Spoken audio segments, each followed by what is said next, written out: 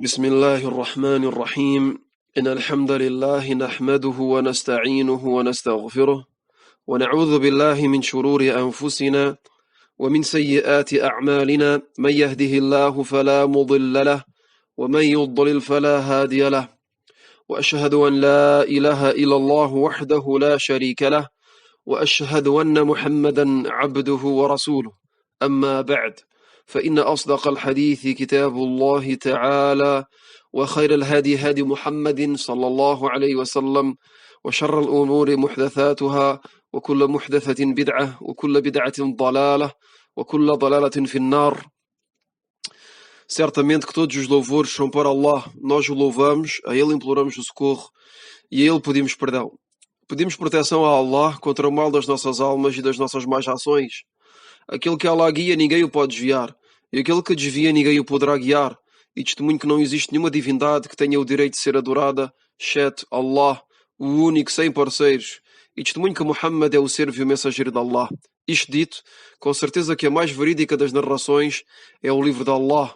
E a melhor das orientações é a orientação do profeta Muhammad sallallahu alayhi wa sallam. E as piores coisas são as invenções. E todas as invenções são inovações. E todas as inovações são um desvio. E todos os desvios serão destinados ao inferno. Continuamos a nossa tradução desta conferência do Sheikh Abdul Aziz Ibn Baz, rahimahullahu ta'ala, conferência intitulada Al-Aqidatu Sahiha wa ma yudaduha, a crença correta e aquilo que se opõe a ela. Na aula anterior, que foi a primeira aula, lemos a introdução e o Sheikh, depois de ter feito esta breve introdução e de ter mencionado os pilares da fé de maneira resumida, iniciou o detalhe de cada um destes pilares da fé de maneira um pouco mais detalhada. Então, disse, em primeiro lugar, a fé em Allah. O autor, depois da introdução, diz, em primeiro lugar, a fé em Allah. Em primeiro lugar, a fé em Allah. E este é o primeiro pilar da fé. Depois o autor, rahimahullahu ta'ala, diz, e faz parte da fé em Allah, de crer que Allah é a verdadeira divindade. E que só Allah tem o direito de ser adorado. E que nenhuma outra divindade tem o direito de ser adorada.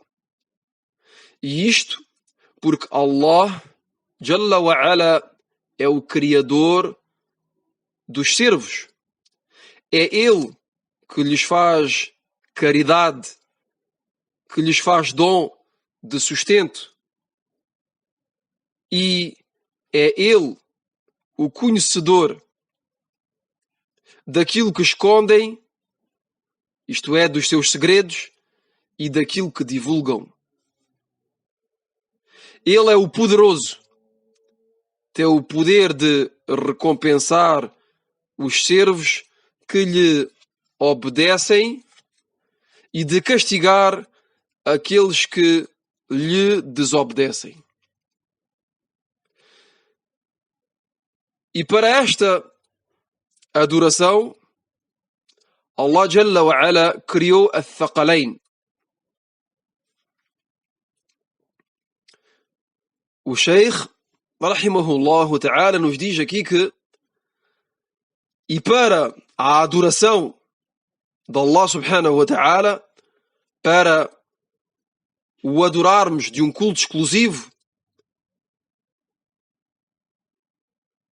por esse propósito, por essa razão, Allah subhanahu wa ta'ala criou al-Thaqalain. Al-Thaqalain, que são os génios e os humanos. Os génios e os humanos. Por esta razão, Allah, Jalla wa Ala, criou os génios e os humanos. e lhes deu ordem de o adorarem. Allah subhanahu wa ta'ala criou a Thaqalain, os génios e os homens, por um propósito. Com uma razão bem específica, que é para o adorarem. Para o adorarem a Ele unicamente de um culto exclusivo. Para a unicidade, para o unificarmos. Jalla wa ala. Depois o Sheikh Abdul Aziz ibn Baz, rahimahullah ta'ala, menciona a primeira evidência daquilo que está a dizer, e esta evidência é a palavra de Allah subhanahu wa ta'ala na Surat Al-Dhariyat. Na Surat Al-Dhariyat, e o Sheikh mencionou o versículo número 55, 56, 57 e 58.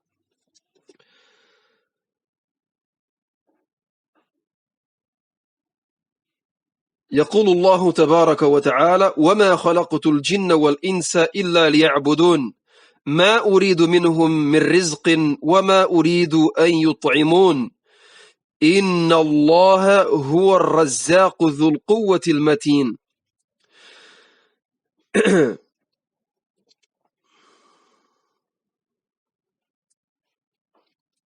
Então Allah subhanahu wa ta'ala diz, consoante o sentido dos versículos,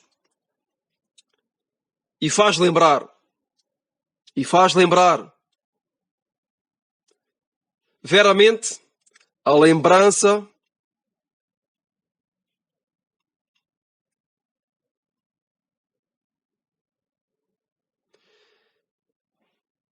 é benéfica para os crentes. Faz lembrar veramente que a lembrança é benéfica para os crentes. Beneficia os crentes. Depois Allah subhanahu wa ta'ala diz, consoante o sentido dos versículos: e não criei os génios e os humanos senão para que eles me adorem. Não quero deles qualquer sustento e não quero que me alimentem.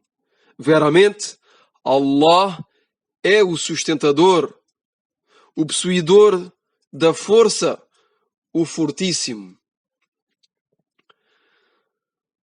E o Sheikh Abdul Aziz ibn Baz mencionou também dois versículos na Surat Al-Baqarah, que é o versículo número 21 e o versículo número 22. يقول الله سبحانه وتعالى: يا أيها الناس اعبدوا ربكم الذي خلقكم والذين من قبلكم لعلكم تتقون الذي جعل لكم الأرض فراشا والسماء بناء وأنزل من السماء ماء فأخرج به من الثمرات رزقا لكم فلا تجعلوا لله أندادا وأنتم تعلمون. Allah subhanahu wa ta'ala diz, consoante o sentido destes versículos: ó humanos, adorem Allah, o vosso Senhor, aquele que vos criou, a vós e aos que vos precederam, na esperança que sejam piedosos. Aquele que fez da terra um leito para vós, e do céu um teto edificado, e fez descer do céu a água com a qual fez sair frutos, sustento para vós. Então não deem parceiros a Allah conscientemente. Isto é, não deem parceiros a Allah na adoração, sabendo que Ele é o único Criador, o único sustentador. Portanto, Ele, Jalla wa ala, é o único com o direito de ser adorado.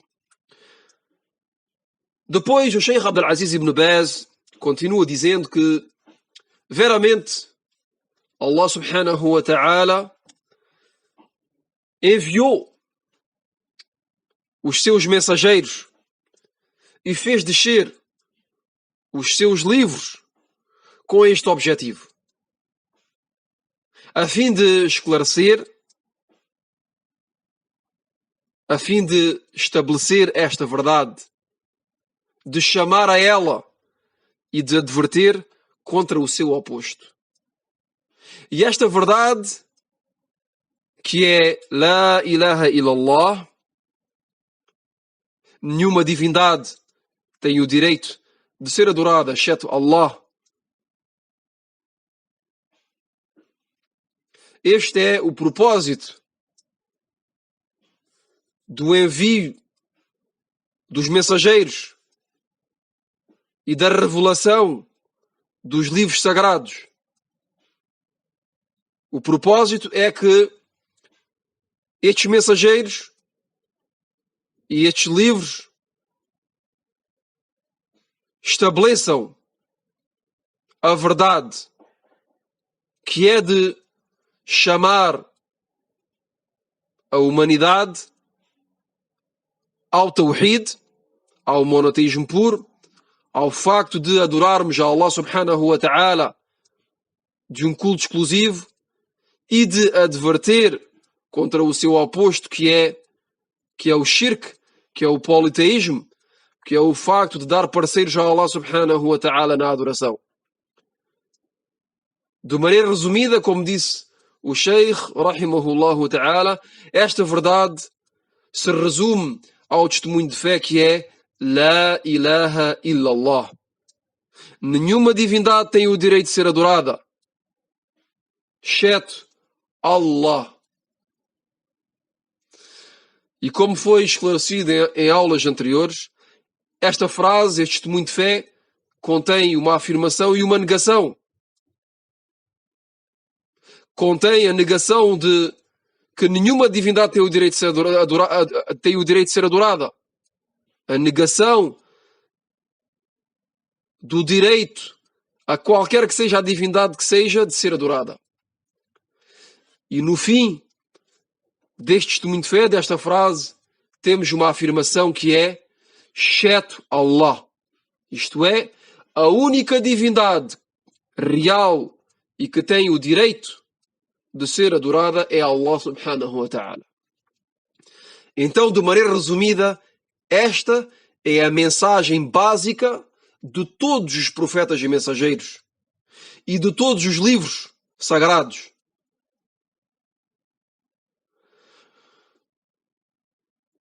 O autor, rahimahullahu ta'ala, mencionou mais uma vez uma evidência daquilo que disse. Esta evidência se encontra na Surat al-Anbiya. Surat al-Anbiya, versículo número 25. يقول الله تبارك وتعالى ولقد بعثنا في كل أمة رسولا أن اعبدوا الله واجتنبوا الطاغوت ولقد بعثنا في كل أمة رسولا أن اعبدوا الله واجتنبوا الطاغوت. Perdão, este versículo está na Surat al-Nahl. Está na Surat al-Nahl e é o versículo número 36.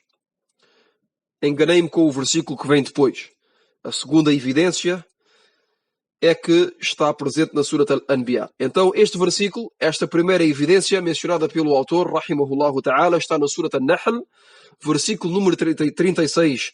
Allah subhanahu wa ta'ala diz, consoante o sentido do versículo, e veramente enviámos a cada comunidade um mensageiro para lhes dizer, adorem Allah e afastem-se do Taghut. Neste versículo de Surat al-Nahl, versículo número 36, Allah subhanahu wa ta'ala nos diz, e veramente enviámos a cada comunidade um mensageiro para lhes dizer, adorem Allah e afastem-se do Taghut. E o Taghut são as falsas divindades. As falsas divindades. Então este versículo nos diz claramente que a mensagem de cada mensageiro é que a humanidade adora Allah subhanahu wa ta'ala de um culto exclusivo e que não lhe deem parceiros. e que se afastem das falsas divindades. A segunda evidência mencionada pelo Sheikh, rahimahullah ta'ala, é, como disse, na Surat Al-Anbiya, e é o versículo número 25. Allah subhanahu wa ta'ala diz قال الله تبارك وتعالى وما أرسلنا من قبلك من رسول إلا نوحي إليه أنه لا إله إلا أنا فاعبدون. Allah subhanahu wa ta'ala diz, consoante o sentido deste versículo, e não enviámos antes de ti, isto é, antes de ti, ó Muhammad, não enviámos antes de ti mensageiro algum sem que lhe revelássemos La ilaha illa ana fa'budun. Annahu la ilaha illa ana fa'budun. Sem que lhe revelássemos nenhuma divindade tem o direito de ser adorada, exceto eu, isto é, Allah. Então adorem-me. Annahu la ilaha illa ana fa'budun. Esta é a revelação de Allah subhanahu wa ta'ala para todos os mensageiros. Allah subhanahu wa ta'ala, a cada mensageiro que enviou às suas criaturas, deu-lhe como revelação de dizerem Annahu la ilaha illa ana. La ilaha illa ana fa'budun. Nenhuma divindade tem o direito de ser adorada, exceto eu, então adorem-me.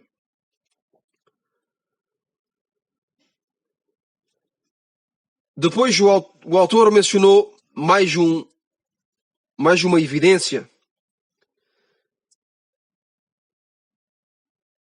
Evidência que se encontra na Surat Hud, versículo número 1 e 2. يقول الله تبارك وتعالى كتاب أحكمت آياته ثم فصلت من لدن حكيم خبير ألا تعبدوا إلا الله إنني لكم منه نذير وبشير. Allah subhanahu wa ta'ala diz, consoante o sentido deste versículo, este é um livro, isto é, o Alcorão, este é um livro cuja os versículos são perfeitos, no estilo e no sentido, proveniente de um sábio perfeitamente conhecedor. Proveniente de um sábio perfeitamente conhecedor. Depois de ter mencionado estas evidências, o autor diz, e a realidade desta adoração, o real sentido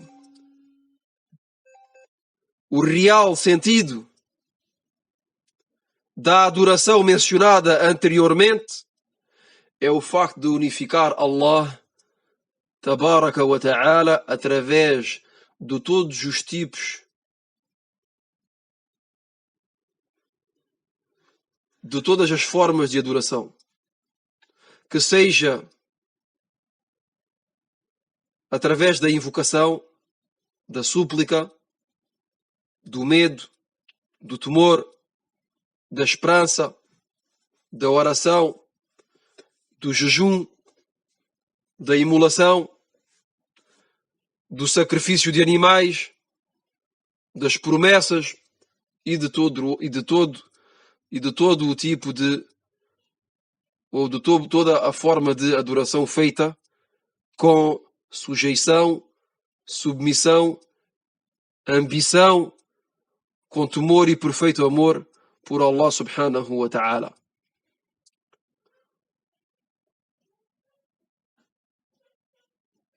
e se rebaixando e humilhando à sua grandeza, Jalla wa Ala. Então o Sheikh nos diz que a realidade da adoração, o seu real sentido, e que foi mencionado em todos os versículos que foram mencionados até agora, o seu real sentido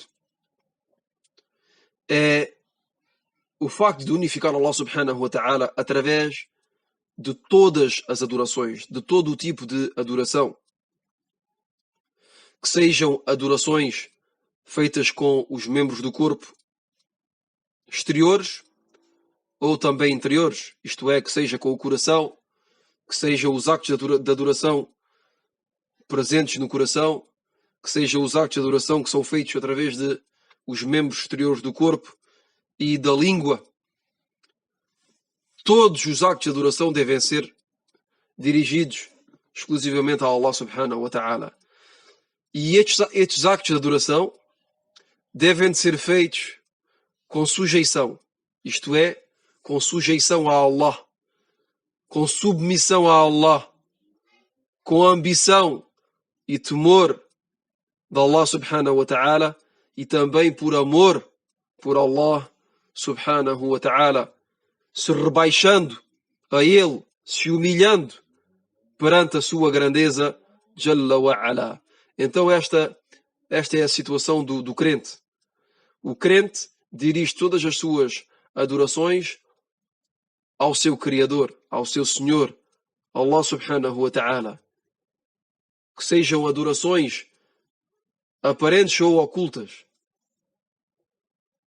E o faz com sujeição, submissão, ambição, temor, medo e com perfeito amor por Allah subhanahu wa ta'ala. Se rebaixando e se humilhando perante Allah subhanahu wa ta'ala através todos estes tipos de adoração. Depois o Sheikh continua dizendo: e a maior parte do nobre Alcorão desceu para esta base essencial. Desceu para esta base essencial, que é o facto de adorar Allah exclusivamente, de um culto exclusivo, e de não lhe atribuir parceiros na adoração, como disse Allah subhanahu wa ta'ala na Surat Az-Zumar, versículo número 2. Allah subhanahu wa ta'ala diz: فَاعْبُدِ اللَّهَ مُخْلِصًا لَهُ الدِّينَ أَلَا لِلَّهِ الدِّينُ الْخَالِصُ. Versículo número 2 e 3 da Surat Az-Zumar. Allah subhanahu wa ta'ala diz, consulta o sentido do versículo: então adora Allah de uma devoção sincera. Isto é, adora Allah de um culto exclusivo, pois a Allah pertence a pura devoção. Então adora Allah de um culto exclusivo, de uma devoção sincera, pois a Allah pertence a pura devoção.